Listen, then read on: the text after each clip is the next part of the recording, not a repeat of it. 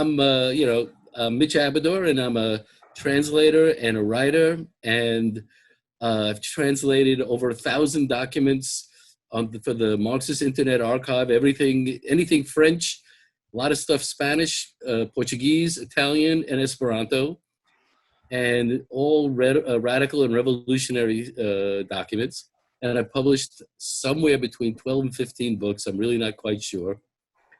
Collections of mainly, I have to say, anarchists, French anarchist stuff. And I've written for the New York Times, the New York Review of Books, Foreign Affairs. And I usually write about France, but also write about culture and history. So there we go. Cool. Oh, wonderful. And we wanted to have you on the show today you've spent much of your time interviewing and documenting and speaking with people who were involved in the uprising that occurred all across France in May of 1968. And I guess for people who aren't familiar with that, could you sort of set the scene for people, let them about what occurred, beginning with the initial student protests? Sure. So what happened was in May, in the months of May and June in 1968 was really the largest revolutionary wave in Europe since the Spanish Civil War. It started small, bunch of students angry in the courtyard of the Sorbonne in Paris, and it spiraled quickly so that it spread across students all across France. And then within a few days, the working class joined in. And soon, it's hard to know exactly how many, but somewhere between 7 and 10 million workers were on strike in a country with a population of less than 50 million. So you had every university in France closed down. You had the working class out on strike everywhere. And it looked like power was there to be taken, but it wasn't. And it lasted for a couple of months. There were several nights. It always occurred on Friday nights. Friday nights throughout May and June, there were really violent confrontations between mainly the students and the police, kind of like what we're seeing now in Portland, but with very significant differences that we can come back to. And then it kind of just petered out during the month of June. And at the end of June, and this is kind of a warning, for us now, after this fabulous movement where the factories were on strike and they were occupied by the workers, and where the universities were occupied by the students, and even the theaters were occupied by people, there was a snap election called for the end of June, in which the right came out stronger than it had been before the events. So the right was kind of re-energized by the protests on the streets. Right, Gavin. Because what in the midst of all of this, and it's there's people always ask me, like, what are the lessons of May '68? And it's really hard to say exactly what they are, but there are significant moments in it that everybody needs to pay attention to. So, for example, when all the strikes were going on, when all the occupations were going on, everybody who I interviewed said, we thought all of France was behind us. And we thought, essentially we'd won. And so, like, when they didn't seize power, it's only because, like, who cared? We've already won. So they would walk past the Senate building in Paris, and nobody even thought to invade it. Yeah. And because, well, that wasn't what this was about. Power was a bigger thing. And there was very little going on against them. But then at the end of May, I think it was May 31st in 1968, was the biggest demonstration of the entire period. And that was almost 1 million people came out in support of the government. Yeah, the Gaulle. So, of the Gaulle. And so everybody thought that everybody was behind them. And so it was a real rude awakening for people to find out that these people who had stayed quiet for an entire month, it wasn't like they weren't noticing, and it wasn't like they were accepting what was going on. They were waiting for the chance, to pounce. Yeah. Well, and they did. Can you give us a little bit more insight into what exactly these protesters were demanding? Why they were so intent on rioting and making this very dramatic point? Well, and you know, it's a real, that's a, you know, another, the whole incident, I have to say, this whole 2 month period and the aftermath, I think you know, one of the second or third most fascinating moment in French history. And the question of what they were fighting for is an odd one, because different people, different groups were fighting for different things. So within the student movement, for example, there were those who were anarchists. And when I say anarchists, it's not like, you know, the people in Portland or Seattle. Noam Chomsky.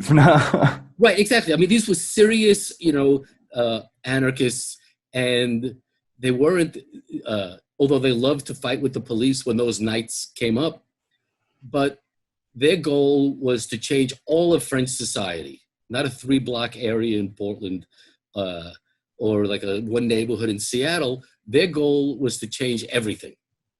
And so they weren't interested in political power. And then there were other people who were, you know, Marxism was still really strong. So there were, even within Marxism, there were like 3 major trends, all fighting for different things. So you had the Communist Party, which didn't believe that this was the moment to seize power anyway. It was a time to demand major changes and get rid of de Gaulle, the president of France, but things were not ripe for revolution. Then there were the Trotskyists, who thought, well, this is the moment. The French Revolution has begun, and now we're going to have socialism and all that. And then there were the Maoists, who believed this whole thing was petty bourgeois silliness. You know, a bunch of petty bourgeois kids, students, and these people, I don't need really to add, were themselves students, who thought that, you know, the working class was the only class that mattered. We're not going to get involved in this. And so the Maoists kind of like stayed aside from everything. So people, you know, were fighting for different things. The one goal that everyone had in common and that they could all unite on was getting rid of de Gaulle, mm-hmm. who had been a dead weight on French society for decades. Yeah, what was so bad about de Gaulle? I know the airport in Paris is named after him. That's basically my only knowledge of the man. Well, you know, there's no denying that he had heroic moments. He was the only, you know, he led the Free French government. So when the French government surrendered to the Nazis, he left France, went to England, and formed the Free French government. So he took a courageous stand there. But he was essentially, not just essentially, he was a really dyed-in-the-wool French conservative. You know, he was Catholic, a believing Catholic. You know, he was defending France. When he fled to England and formed the Free French government, he wasn't doing this like as a revolutionary movement where, you know, which, you know, there were communists who took up the gun against the Nazis. That wasn't the goal. But it really established this kind of repressive government, socially repressive government. So, for example, you know, the image, it might not be the image that, you know, young people have now, but I can tell you the people of my generation, and I'm 68, so I was 16 in May 68, our image of France was like this like free love, sex, you know, naked women society, when in fact, it wasn't that way at all. And this was what de Gaulle represented for the young. And so they needed to get rid of him so that French society could become more like America, frankly.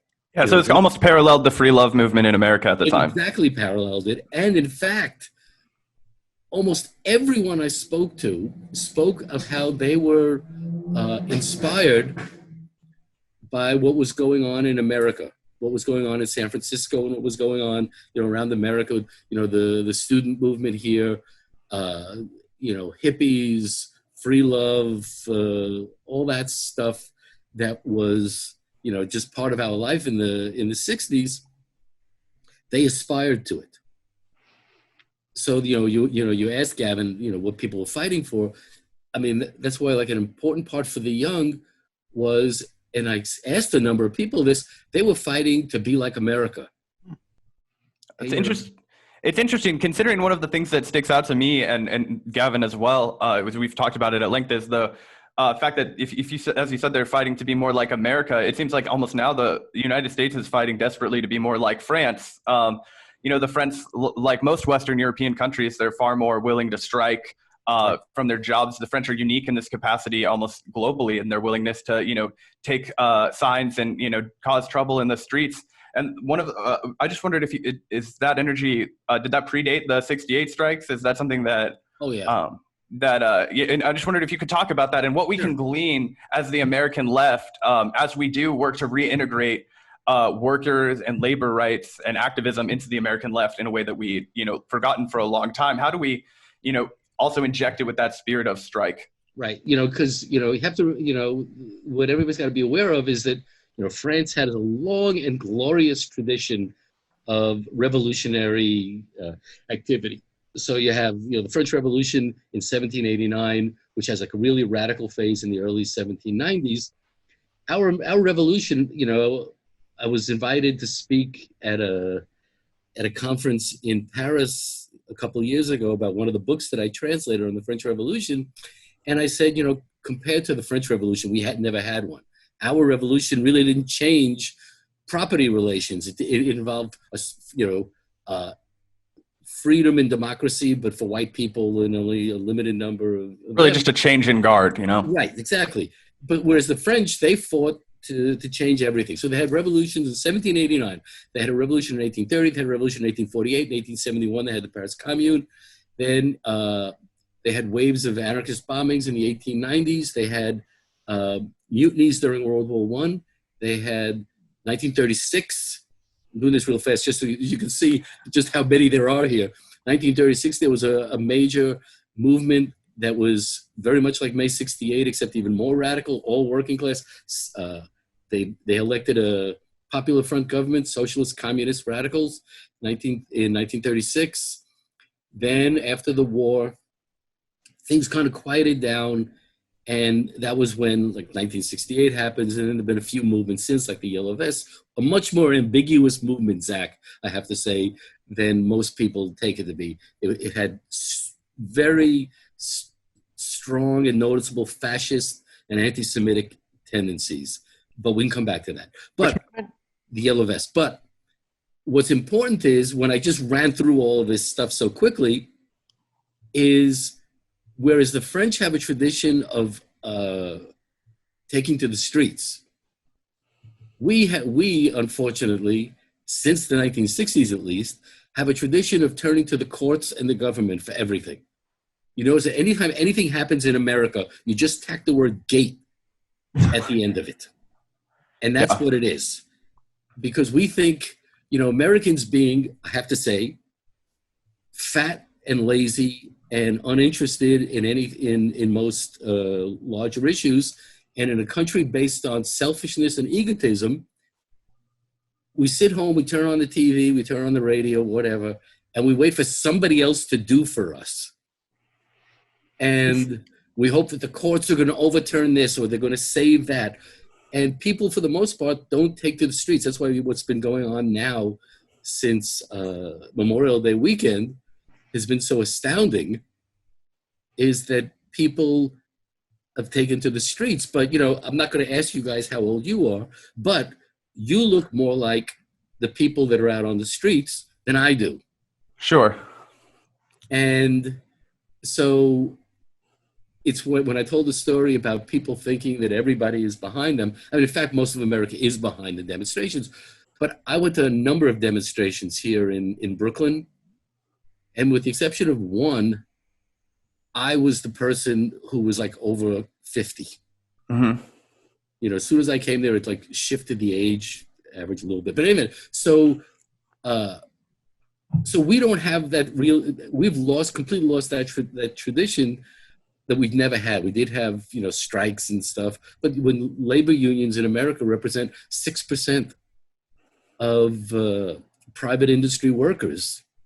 So to get people to actually do something, even to the extent that's been done, has been pretty miraculous. Yeah, and well, I'll just add to that a little bit too. And in addition to getting on the streets, I think the French are also excellent in that they understand the power and potential of their own labor. You know, refusing to going on strike. You know, they shut down the subway system on like a Right. weekly basis almost. It seems they're not afraid to be like, yeah, it is our labor that makes these industries viable, and if we strike, then these industries are not viable. They understand that inherent power of their labor, which again seems to be something totally not recognized here in America. Even though we've seen these protests take to the streets over the murder of George Floyd and for the purpose of criminal justice, we haven't really seen a lot of people striking. And I remember there's a few May Day strikes where workers at like Whole Foods and Amazon and stuff like that were supposed to go on strike, but it didn't really seem to have as big or as much of an impact as it probably should have or could have had in another country, or maybe if it had a little bit more organization behind it. In addition to the striking, do you think we should also take heavy inspiration from the French and how they understand and use their labor as leverage? Well, the difference there is that, like I said, they have this whole tradition behind them. And even though unions are not nearly as strong now in France as they were, say, in May '68, they still, as you said, Gavin, they can shut down the railroads, they could shut down the metro in Paris, and they could cause major inconvenience, which we just don't have it here. Yeah. And there is, in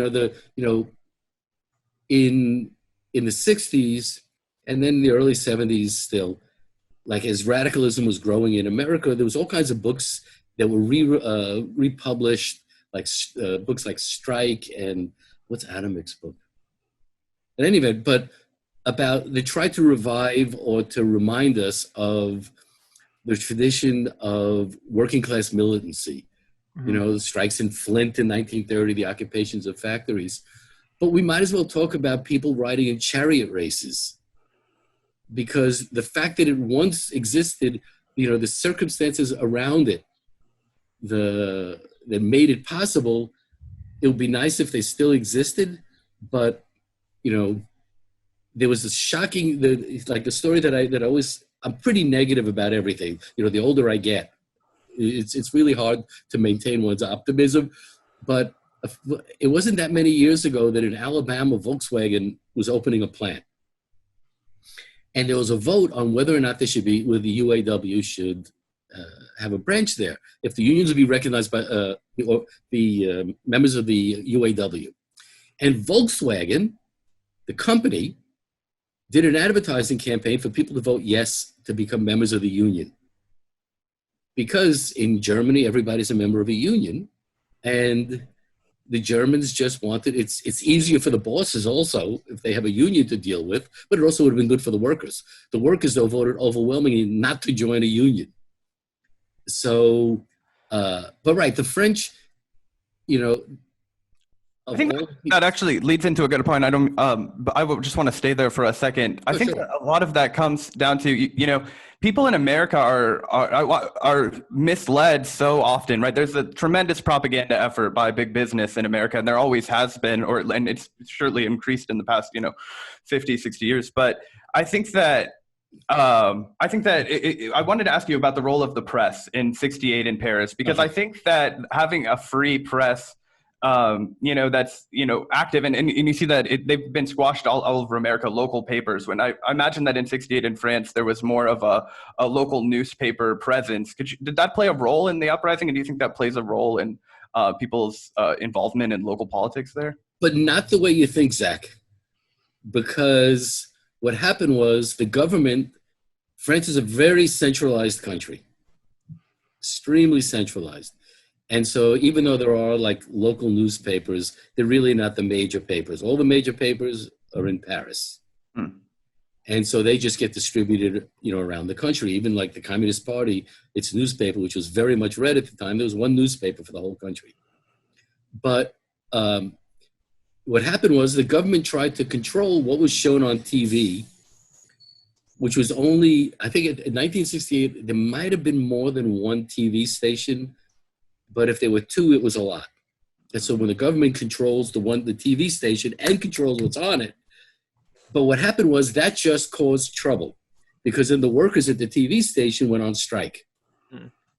And so the government had to cede, and stuff had to be described more honestly, and people talked about not so much newspapers, but how people would go to demonstrations with transistor radios, little pocket radios, just ran on batteries that, you would carry around to see what was going on elsewhere around the country. But instead of a press, what they did was posters and flyers.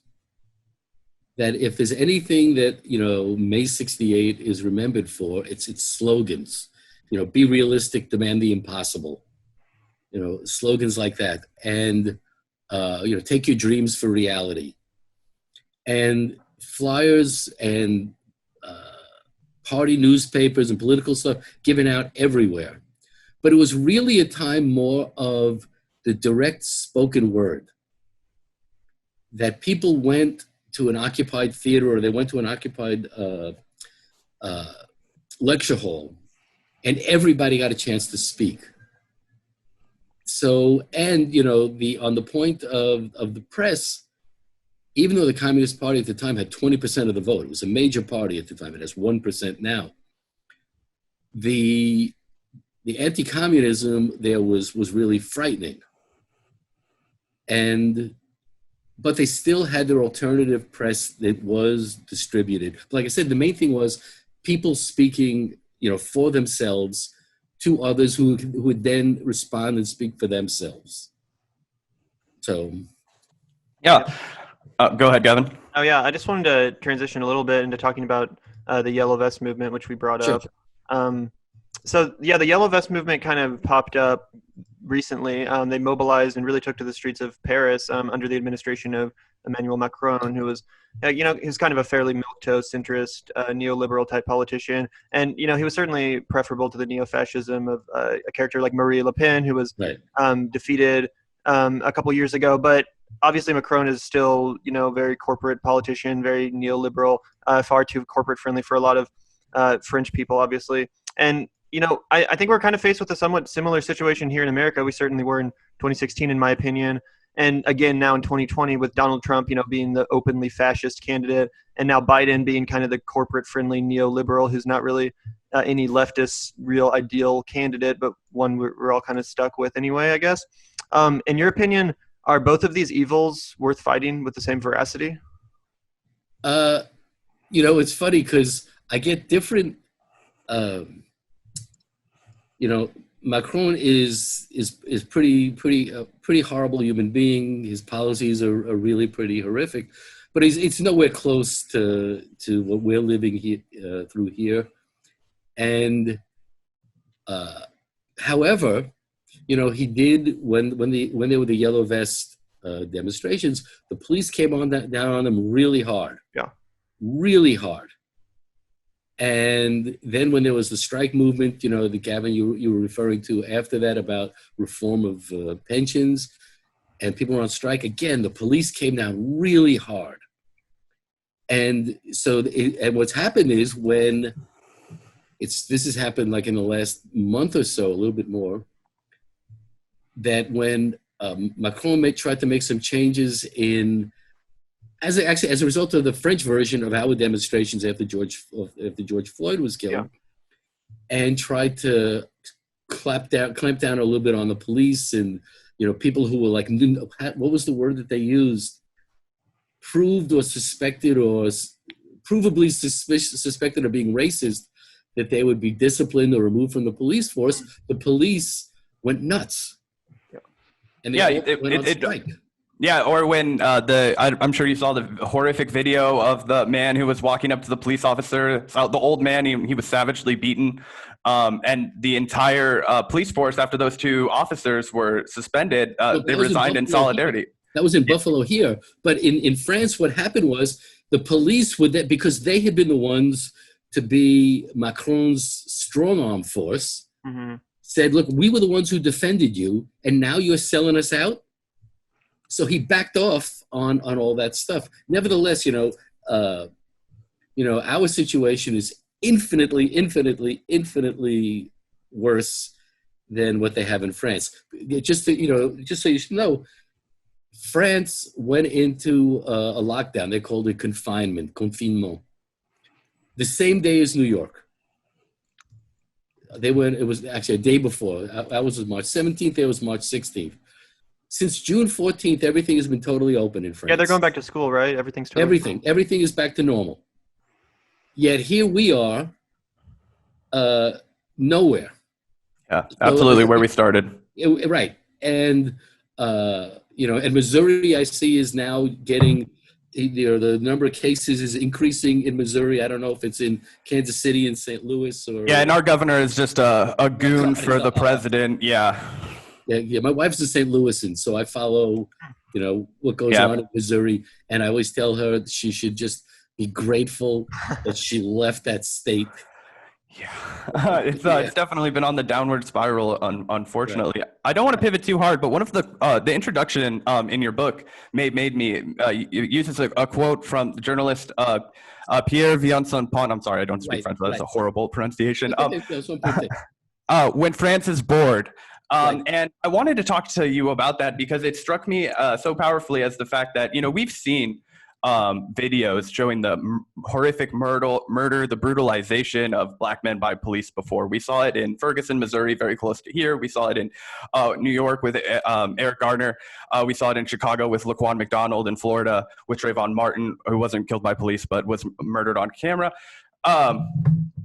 We haven't seen the response that we saw from George Floyd, which was truly spanning the nation. Cities all over the country were rising up. And I wondered if you thought that that had anything to do with the quote, it sounds insensitive to say this, but the sense of boredom, the sense of the confinement, the lack of ability to control your destiny. Oh, absolutely. There's no question about it that, when I mentioned how, the two of you more resemble the profile of demonstrators. Yeah, we're both 22, just to clarify. There you go. So you're already at the high end of the age scale, because there were some sociologists who went around to demonstrations, and the median age, I think, is either the median or the average age was somewhere in the mid-20s for these demonstrations. And so, there's no way to avoid it, looking at it the way you just said, Zach, because there's no school, there's no jobs, there's no nothing. And so going out, the way is, as you said, a way to finally do something together with other people.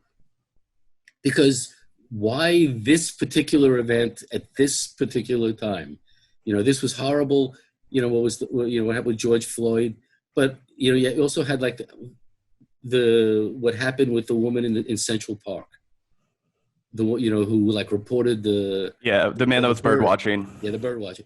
Well, he said, did she really deserve to lose her job over this? But that has to do with Twitter mobs and stuff, which I've also written about. And so, right, there's something about this time that makes this thing odd. Now, when you referred about France being bored, that has to do with the same question. Because it was a very important journalist for Le Monde, the New York Times of France, who just before the events in May spoke about how France was like a dead country where nothing was going to ever happen, that France was bored. And then, like within a few days, a revolution breaks out. But he was speaking about it, and he was wrong, obviously, in a much larger sense. Because France did seem like a country where nothing was going to happen. De Gaulle was safely in power. The economy was booming. Everything was going fine, kind of like America. We can say what we will, but, unemployment was at 3-point-something% when this all began. And it just seemed like nothing was going to happen. But there were undercurrents in France that journalists and other people missed. Now, nothing led anybody to believe that there would be anything like 2 months of revolution, just as I don't think there's anybody who would have thought, we'll never know what would have happened if George Floyd would have been killed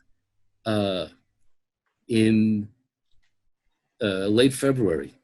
Yeah, and also when it comes to George Floyd, and you talk about those like underlying currents, I just wanted to point out that I mean, yes, George Floyd was the spark that, or the the spark that really sparked these protests, but previous to his murder, there was also a lot of really horrific videos coming out of places like Los Angeles, New York City, of brutal police mistreatment of Black people, and to me, it felt like it was kind of just a rising boil, and in addition to this police brutality that we were seeing. The utter abandonment from the government to the coronavirus, and in particular to minority communities. I mean, the coronavirus has affected Black communities like almost twice as much as it has white communities, and all communities of color for the most part. Indigenous communities. It's absolutely wiped out reservations.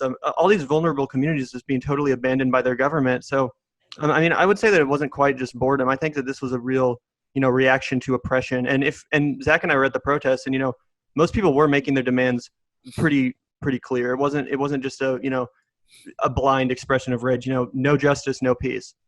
We still haven't seen the murders of Breonna Taylor arrested. There are some simple things that I think the government could do if they really did want to quell these protests in a way where they were actually respecting the demands of the protesters and recognizing that expression of pain. But I do agree that a lot of it was boredom. We have been inside for a long time. Right, but there's also, this was something that I had friends, who would say, talk about like the Trump resistance or whatever it was for the last 3 years. And I'd say, like, where is it? I don't see anybody like throwing the women's march type. Everybody putting their lives on the line to block any ICE trucks or anything. But there has been like this rage that's been waiting for a moment to explode. And it's good that it finally did. And, like I said, I went to, all of my friends were like really impressed that I was going to demonstrations. But I said, and it's something that I really hate doing. I just hate it. I've always hated like giving out flyers on street corners. I don't like being out with crowds and chanting with crowds. I think this way fascism lies. But at this point, I had to do something.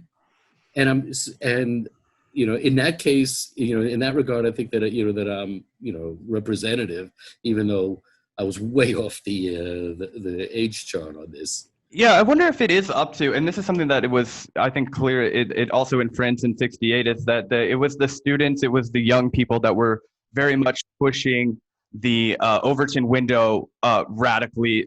I guess it was towards anarchism in France at the time. In America, it's towards, we'll call it the generic progressive left.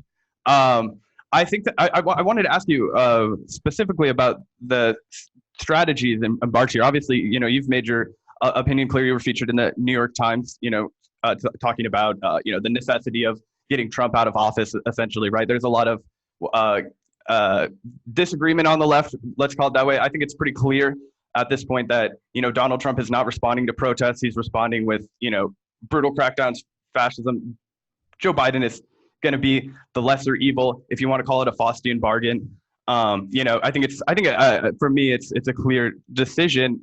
But I wonder how we can keep the left from letting Joe Biden's election and new presidency keep from extinguishing the momentum, keep from extinguishing that energy that is bubbling under the surface, where somebody like Joe Biden might be able to be pushed to the left in a serious way if this action were, continued. Well, because I have to, the Times op-ed piece you mentioned, caused me no end of grief. No end of grief.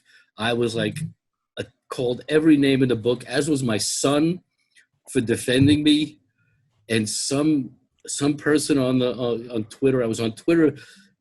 People didn't know that I was on Twitter, and I was really just on Twitter to get information on the subways in New York. And anyway, but I was told that I was put on a list of Nazis, fascists, and brown reds. But anyway, but to go back to this, that and to tie this, this together, with France, was that the French left in '68. The young people thought that electoral politics was just like a fool's game. Yeah. And there was no point in getting involved in it. And so we're not going to have anything to do with it. And the result was that, like I said, the right got stronger after the election. And here in America, like, for example, it's not going to happen in Missouri, unfortunately, but in New York, a whole bunch of members of the DSA were elected to the New York State Assembly. So yeah, we spoke to many of them on our show. Yeah, and so this is, it's going to make an enormous difference in what's going to, what life will be like in New York for the next few years. It's just the fact that, for example, that this New York State Senate was flipped, it was Republican, no longer is. All kinds of laws that have been passed that'll make it all possible. And what's going to happen, though, immediately is we're all just going to be so relieved not to have Trump that it'll take a while. That's our fear, yeah. And how do we combat that? Yeah, I mean, you know what? I can't, I can't really give an answer to that, because my original article for the Times was much longer, but they like their op-eds to be short if they're going to print them, and they really wanted to print mine because it had raised so many hackles when it was just online. But it's a historical dilemma that's arisen many times in the history of the left. So, for example, during the Spanish Civil War, there were two camps, almost the exact same camps as we have here in America now. There was one camp on the left that said,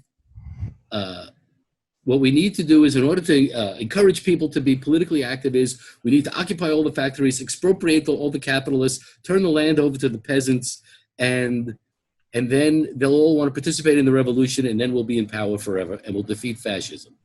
And then there was another group that said, first you have to defeat fascism, because you could, seize all the land you want, seize all the factories you want. If fascism wins, would you agree that neoliberal corporate capitalism is a form of fascism? No. So you don't think the policies pushed by Joe Biden's administration, the Wall Street types, would in any way a form of fascism? No. And I got to tell you, Gavin, that my whole life, because everybody started using the word fascism. In the 60s, we were all talking about fascism, about Nixon and everything. I mean, fascism is a specific thing. I agree that the word fascism is overused, but when it comes to systems of authoritarian control over the masses, where democracy is not even a concept, in my opinion, corporate capitalism, especially the kind that the presidents of the last 20 years have pushed on America, would absolutely constitute a caste system of masters and slaves, essentially. Well, let's just say I don't agree. That this is really the first time that we've approached like real authoritarian rule. That say what one will about Obama, he was not a very good president, and there were his immigration policies were terrible, the drone stuff was terrible, but we still have a functioning democracy. We still have elections. We still got a press. We do. I mean, Hillary won the popular vote, and she's not our president, so I don't think it's fair to say we have a democracy. Right, but that is the way our government was set up, unfortunately. So, we don't have direct vote, and, yeah, I think that's the problem, though, is that our government was not set up as a democracy. It's not our workplace is not set up as a democracy. It's authoritarian by its very nature. I mean, no. If you work at Walmart and you're a slave to Walmart, then by very nature, you don't have any right. You don't have any say over your life or your income. Well, I don't. Let's stick with France. Sure. I mean, I don't want it's we're not going to be able to settle this in the time we have left. So sure, yeah, no problem. I don't want to get too off rail. I wanted to talk to you to get back to France and I guess now we'll be talking to more. You mentioned the third France, right? The silent majority in France, and how they came out in overwhelming support for de Gaulle, despite of the fact that they, at least appeared neutral throughout most of the protests. And I think one of the risks that the left could run if they protest ineffectively is, alienating the silent majority, as we call them in America. And I wonder how we can, in your view, best continue to create trouble, push our government to the left without alienating the voters who are going to get us across the finish line in the end of the day. Right.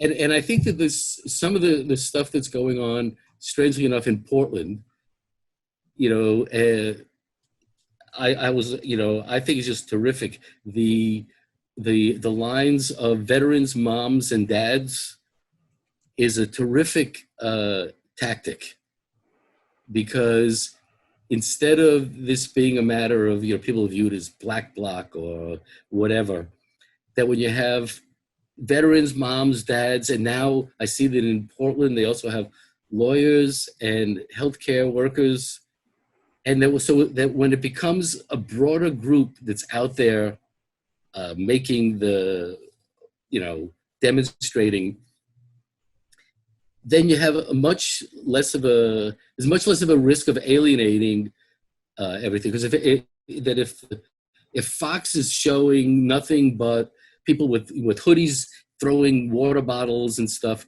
but if it's dads with leaf blowers, which is my absolute favorite thing I've ever seen heard about at a demonstration, people with leaf blowers blowing tear gas back at the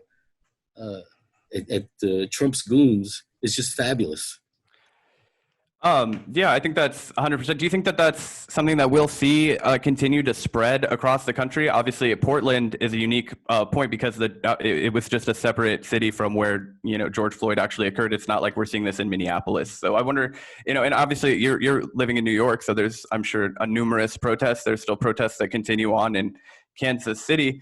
I wonder if this is kind of bridging a gap between the student left, which has, you know, been, let's just say, at its disagreements with its, you know, the rest of the, you know, left democratic base. And you know, in France in '68, you mentioned the bread and butter concerns of the working class, and how those were the ones that the French Communist Party were most concerned with. And I think that it would be to the benefit of the American left to, you know, kind of hone in on those kinds of issues. And I think that, you know, through Bernie Sanders and what he's done for the party has been doing that. In what ways would you like to see that continue? And in what way do you think it would be most effective for what messaging, I guess, would you advocate the left push? Right. And you know, it's funny that you brought that up, Zach, because it wasn't, and even though it was staring me in the face all the time that I was doing all these interviews on May 68 with people who participated in it and all the articles that I wrote on it, it was only months after I had thought I was done writing about May that another, was it Platypus Review, so asked me, could you write something about May? And it struck me about the generation gap, which is a constant, has been a constant for the last half century on the left. And it was one of the things that did in May 68, because the students just felt that the working class and its leaders were all a bunch of old fogies, mainly the leaders. Whereas, and so we have nothing to, so they said, we have nothing to learn from the old. Nothing to learn from old fogies, these bread and butter issues. They're talking about this out-of-date language, they're fossils. What did Daniel Cohn-Bendit, the most famous student leader, you know, call them a bunch of Stalinist bastards. Whereas for the older crowd said, like, we have nothing to learn from the young. Yeah. Like, who are they to think, to tell us how we should make a revolution, how we should organize the working class? So that was one of the downfalls of May 68. And I don't see us, for the moment anyway, overcoming it here in America. You know, so I love, you know, you guys are young, and I, you know, any chance I get, anytime I'm asked to speak for a group of young people or to do a podcast, I love to do it, just because I think that you know, I accept our responsibility in this, meaning we the old. Well, I don't necessarily think that the generational lines are that clearly drawn. A lot of us young people here in America that were so excited about Bernie Sanders, you know, we were excited about him, and he was, you know, really old. We looked at him because he was one of those hippies that never gave up the fight. You know, he never sold out. And that's why a lot of the youth did kind of organize around Bernie Sanders, is because he had those new ideas, but they weren't new to him. He'd been fighting for them his whole lives. And that's another thing I wanted to mention too, is just that, you know, a lot of us may be bored. A lot of us may be worked up with systems, but it's not like a lot of young activists aren't also trying the electoral arena. You know, a lot of people spent dedicated their lives to the Sanders campaign, people like AOC, like you mentioned, in New York City. And I just wanted to ask you, as someone that has so much experience talking to these, protesters in French and studying this movement, what do you have to say to the people that, they have not abandoned electoral politics, but also just simply don't think that we're in a workable place right now, and that feel that, the revolution, or not the revolution, but at least the protest movement does have to continue into the future? Because, honestly, I don't think that we will be getting any concessions under a Joe Biden administration. Well, I mean, that's, it's exactly right, Kevin, that in nowhere does it happen that the streets accomplish everything. It's the streets, especially in countries that have, call them bourgeois democracies, call them just apparent democracy, but nevertheless, there have to be laws, and there have to be good laws passed and enforced in a fair fashion, blah, blah, blah. None of that happens without people on the streets to make sure that it does get done. Electoral politics on its own is not enough and never has been enough. By the same token, being on the streets is not enough. They have to have people elected, or pressure put on people who have been elected to make the changes. And, this time around, we have a golden opportunity because, that the Republicans have already, they don't want to continue the $600 extra money for unemployment. So that people need to be out on the streets about these issues also, to see to it that it's done. But a Republican is never going to listen to it. They're totally indifferent to it. That awful governor that you have in Missouri, all the demonstrations in Kansas City and St. Louis and Joplin or anywhere else are not going to do anything to Oh, it got us some more feds. Yeah, there you go. So you need, you could. It was one of my frustrations when Trump was elected was, you could demonstrate all you want against Trump. He doesn't care.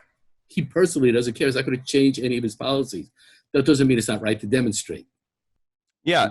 My last question for you, Mitch, is I wanted to talk to you about, the possibility of, true revolution in the left. And as we've seen, in '68, there was a cultural revolution. And in, America, we've gone through a multitude of cultural revolutions. And I think that the main focal point and the main,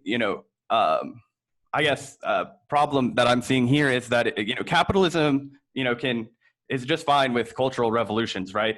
You'll see now that Nike is going to advertise Colin Kaepernick as their beacon of Black Lives Matter, even though they're exploiting slave labor essentially overseas, and it's this kind of quandary, right? As long as you don't talk about the money, they'll adapt just fine.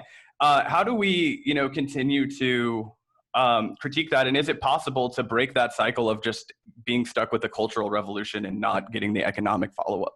Let me read to you the last part of my introduction to my book that made me. And this was what somebody who was kind of like the Zelig of the French left. She'd been everywhere. She'd been part of everything. And she said what happened in the period after May 68. Many of us worked at our workplaces at transforming things. We acted as if we'd seized power and were post-revolution.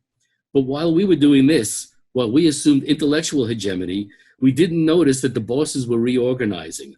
We missed the central axes. And this is, and elsewhere in the book, it was either me or somebody else said, Capital doesn't care if, music is a little bit louder, or, skirts are a little bit shorter, or men's hair is longer or short. Doesn't matter. As long as you don't touch, our economic system. Yeah, the means of production. And right, the means of production, exactly, sorry. And frankly, I think that the final lesson of May 68 is that the era of revolution, I hate to say this, is dead in the West. It's dead, it's not coming back. Other, people even my age who've been active on the left for as long as me or longer have said, well, you just never know what's going to happen tomorrow or the day after. The fact is, I can't say the fact is, I just don't think it's happening. and we have to adjust accordingly, which means that for example, even the program of DSA, even the people who are treated as like crazed radicals, like Alexandria Ocasio-Cortez, if you look at their programs, Franklin Roosevelt would have been fine with them. Exactly. Yeah. He would have been absolutely fine with them. Yeah. And I have to say that it's one of the things that when I spoke to people from May 68 who were in the Communist Party, and they said, given our circumstances, we fought for what we could get. The most we could get, not just like any damn little thing, but we knew all we could, and that's as far as. And I said to them, as communists, wasn't it your role to push it like further? And they said, well, we got what we could get. And so I think that it's nice to think that, when I was 16, 17, 18, when I was in college and I was in SDS and I was out, marching all the time for the Black Panthers and I was demonstrating, we thought the revolution was next Thursday. Next Thursday is like come and gone a long way. And so I think that radicalism changes with the times in the sense of what's considered radical. And honestly, like I've said this, I say this every chance I get, that the program that's now being treated as dangerous radicalism, in my day, we just sneered at it as like liberalism. Yeah.